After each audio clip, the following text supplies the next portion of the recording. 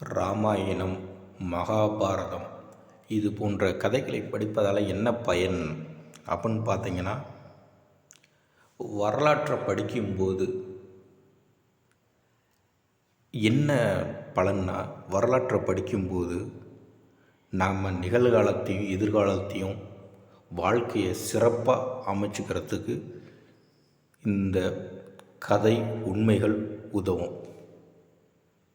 இதனுடைய மையக்கருங்கிறது உண்மை. அது ஒவ்வொரு புலவரோடைய உவமை, கற்பனை இது போன்ற விஷயங்கள் இதில் சேர்ந்து தான் இருக்கும். இப்போ உதாரணத்துக்கு ராமாயணத்தை எடுத்துப்போம்.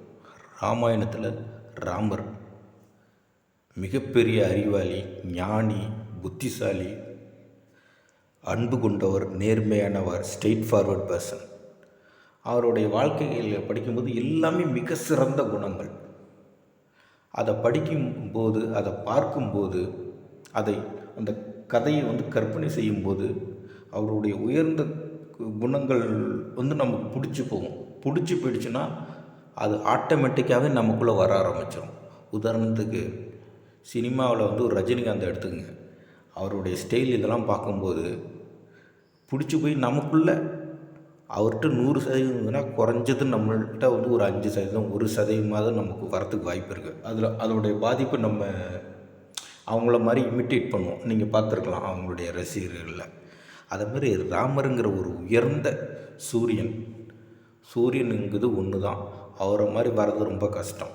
இருந்தாலும் அவருடைய பாதிப்பு நமக்குள்ளே கொஞ்சமாவது அது வரும். நம்மள்கிட்ட கொஞ்சம் அவருடைய தன்மைகள் 1-2 தன்மைகளாவது நம்மள்கிட்ட வெளிப்படும், நம்மளை அறியாமல். அதுக்கு முதல்ல அவரை ரசிக்கணும். ரசிக்கும் போதே இயல்பாகவே ஒரு ரசிகன்தான் கலைஞனாக முடியும்.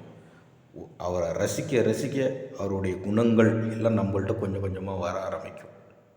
அதுக்காக தான் ராமர் புகழ் பாடுறது. எதுக்கு? அவருடைய தன்மைகள் நமக்கு வரும்.